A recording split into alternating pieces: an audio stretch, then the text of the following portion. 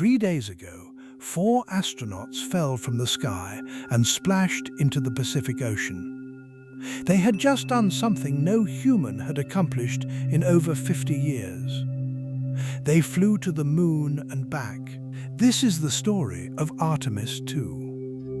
The mission that proved humanity is finally ready to return to the lunar surface.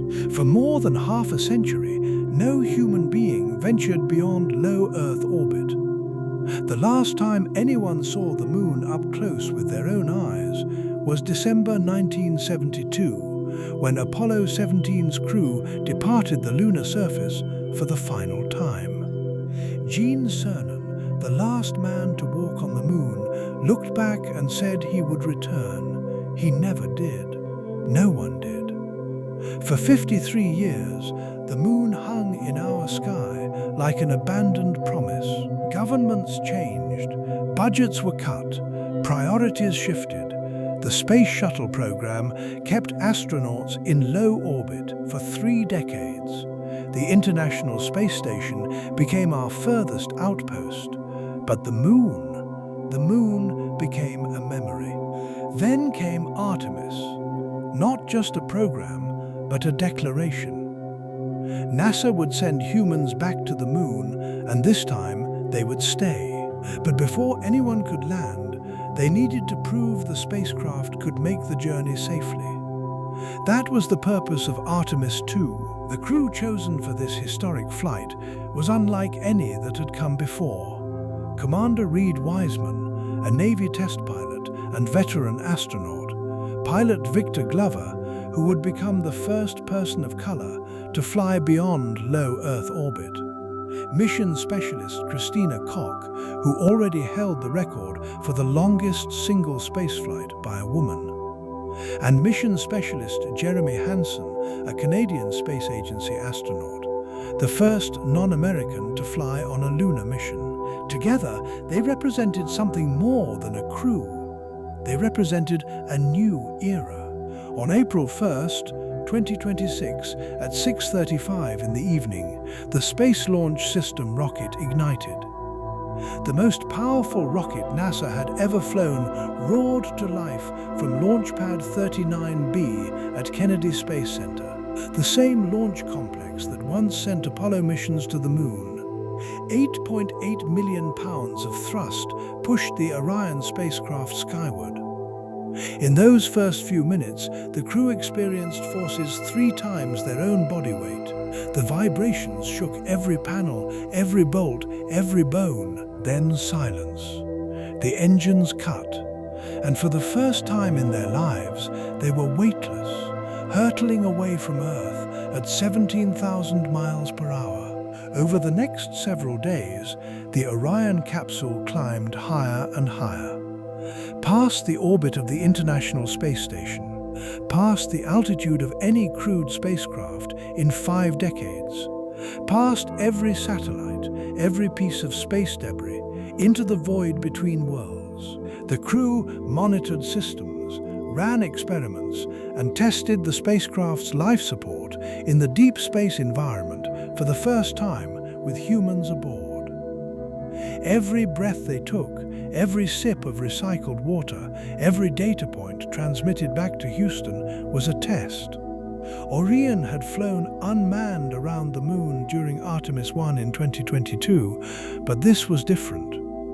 Human lives depended on every system working perfectly. On flight day 6, Artemis II reached its closest approach to the moon, 4,067 miles above the ancient cratered surface. Through the small windows of the Orion capsule, the crew witnessed something that took their breath away. The far side of the moon, scarred and battered, stretched below them in extraordinary detail. No human eyes had ever seen these particular regions before. Christina Koch captured images of a rare event, an in-space solar eclipse as seen from beyond the moon. The photographs were unlike anything in the history of spaceflight. Earth, a tiny blue marble, partially obscured by the shadow of our own satellite, seen from 250,000 miles away. At their farthest point, the crew was 252,756 miles from home. To put that in perspective, that is more than 1,000 times farther than the International Space Station. If something went wrong, there was no quick rescue, no emergency return in hours. They were truly alone, but the spacecraft performed flawlessly. The service module fired its engine to send Orion on a return trajectory. The crew began the long fall back toward Earth, watching the moon shrink behind them and their home planet grow larger through the forward windows.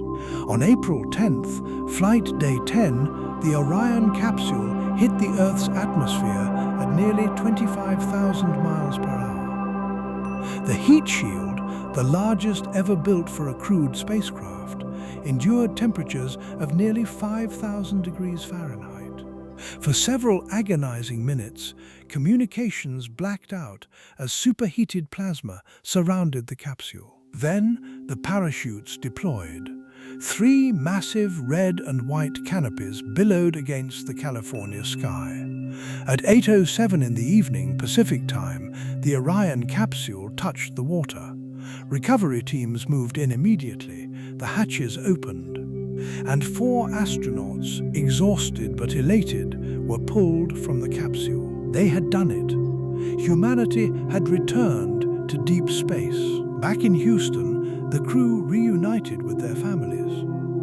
The images of that reunion, children running into the arms of parents who had just circled the moon, may be the most powerful photographs of this entire mission. But Artemis II was never just about going to the moon and coming back. It was a proof of concept. Every system tested, every maneuver executed, every piece of data collected was preparation for what comes next. Artemis III, expected to launch in 2027, will attempt the first crewed lunar landing since 1972.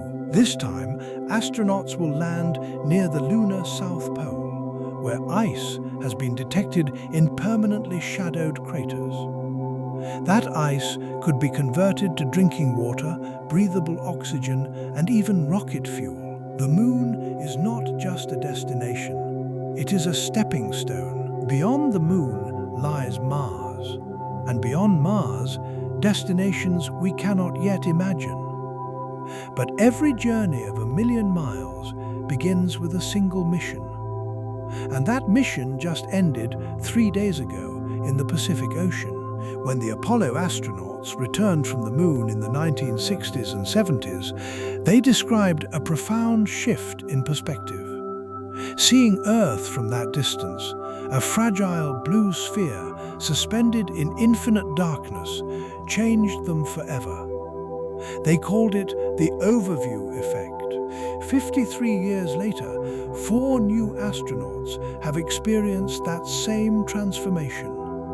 And through the images and data they brought home, perhaps we can begin to feel it too.